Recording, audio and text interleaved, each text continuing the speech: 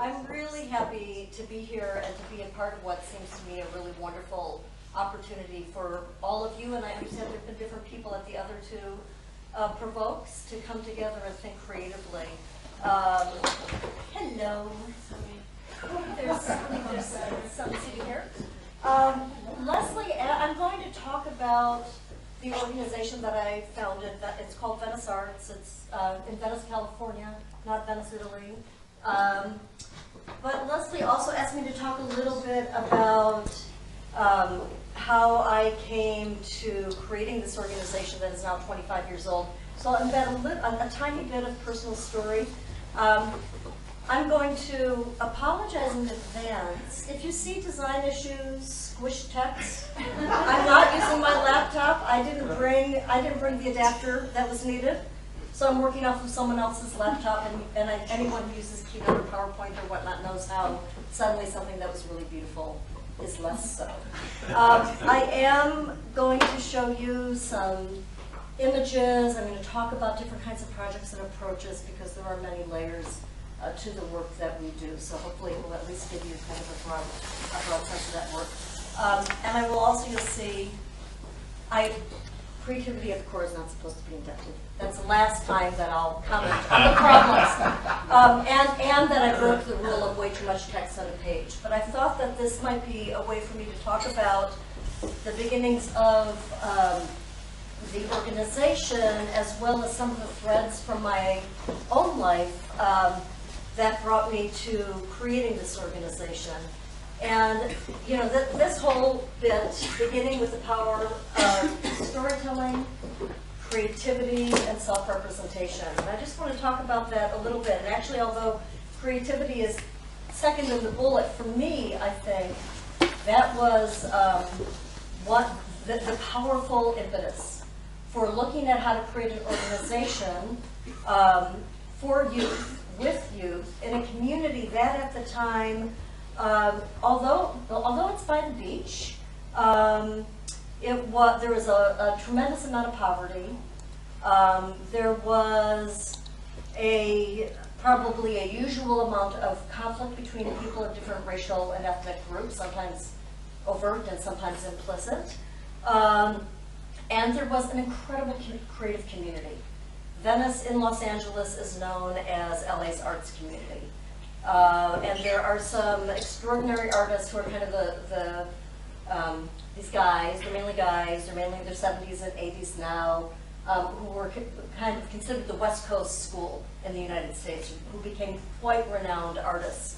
And there were also in those early days, it seemed as if it wasn't in fact this way, but it seemed as if every little cottage that you walked into, the kitchen, the living room, the bedroom, something was converted into a creative space of some sort. So part of the notion was that there were all these artists. There was this history of creative community in this neighborhood, but there was no intersection for impoverished kids. And really looking at how to foster that intersection is what drove the creation of the organization. Were the arts cut from schools? Yes. Had there been civil unrest in Los Angeles in 1992, the year before? Yes. And so those are kind of like minor threads, I suppose.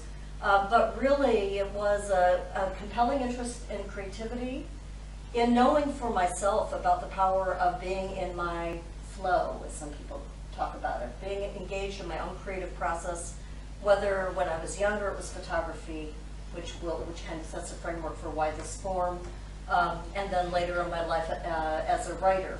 So that not only the products that were made, but the process of creative self-expression, I understood the value and the power of that in my own life. So here was this place in this space where there was some stuff, not a lot, there was some stuff for kids, and there was this incredible resource. Whoops, I need to do that. Incredible resource, and that resource, they were human beings, artists, who were also hungry for different reasons to connect with one another, which our growing organization allowed them to do, to find community in this neighborhood where they may not have felt that sense of community, and to connect across generations. So we started with, our very first program was a photography program, and I think I've already kind of given you the secret of why that form. And we were inspired by the work of a photojournalist and documentary photographer by the name of Jim Hubbard.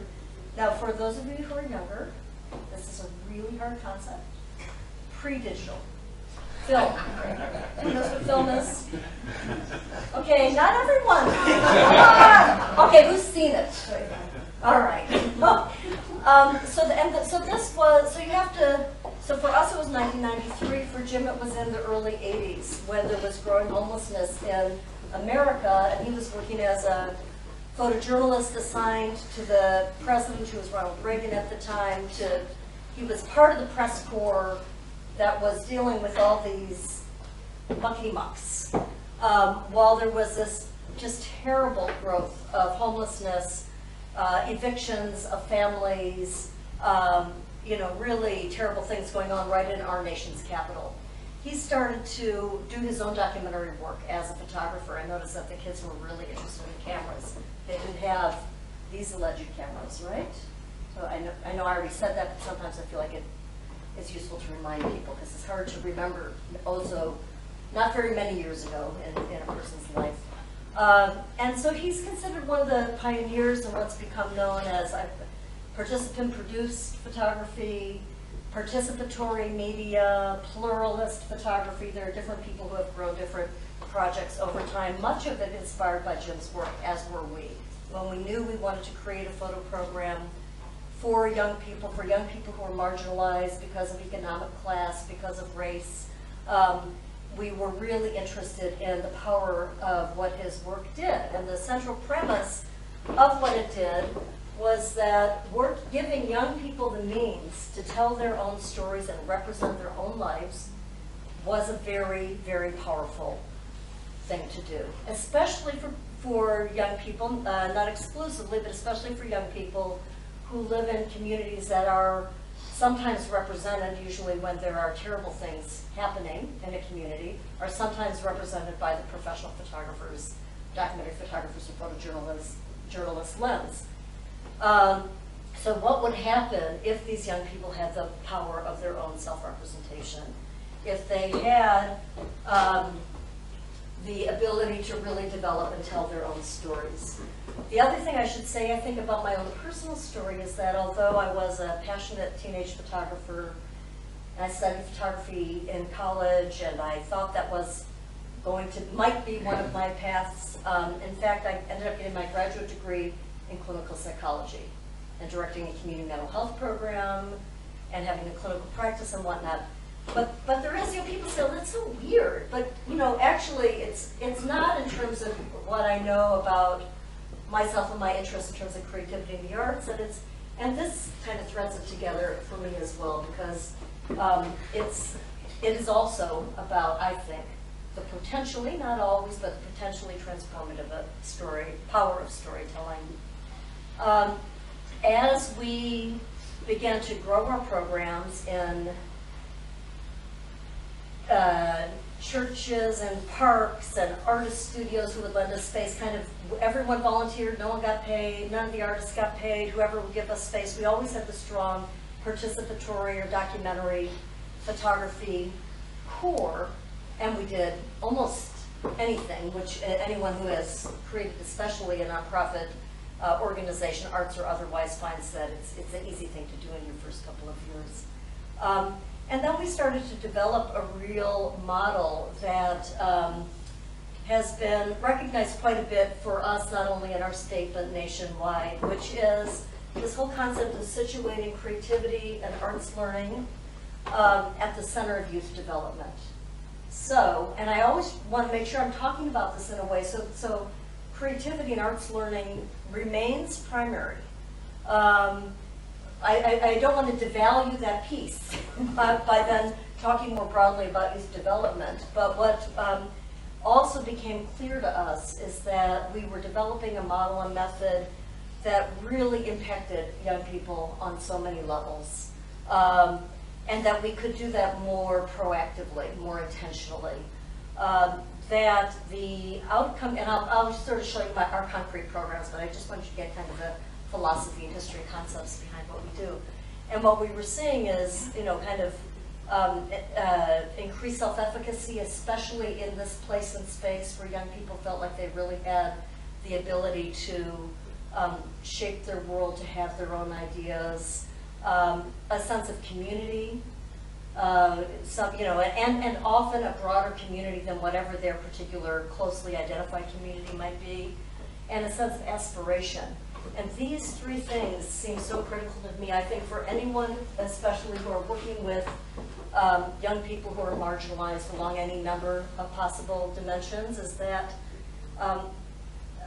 young people building in themselves that sense that the world is theirs. I mean, I think I have a 20-year-old daughter, and so I'm always and I'm thinking in the way that whatever my 20-year-old is going through, which is sort of usual for a young person of her age, she does, and whatever her anxieties or fears may be, she does kind of have this sense that she got from me and from the family and from being able to travel all over the place with me through my work and whatnot, that she can kind of pursue what her interests are, that there is possibility and hope for her future.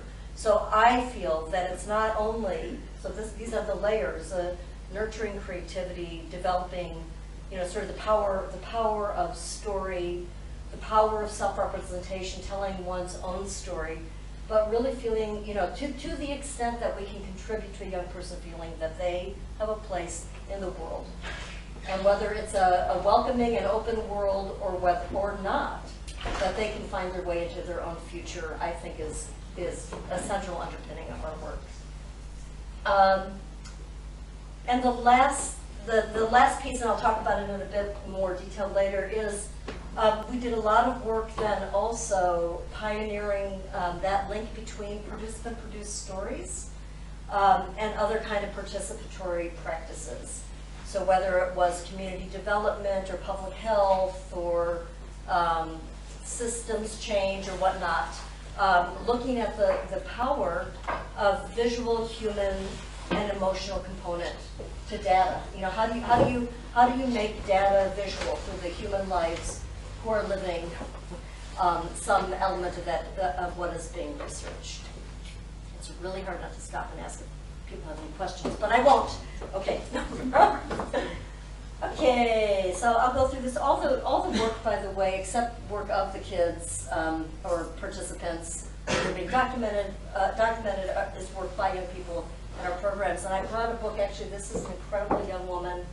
I bought lots of books and stuff like that for you guys to look at the back, named Ashley Sanchez, who had come out to her mom and got kicked out of her house.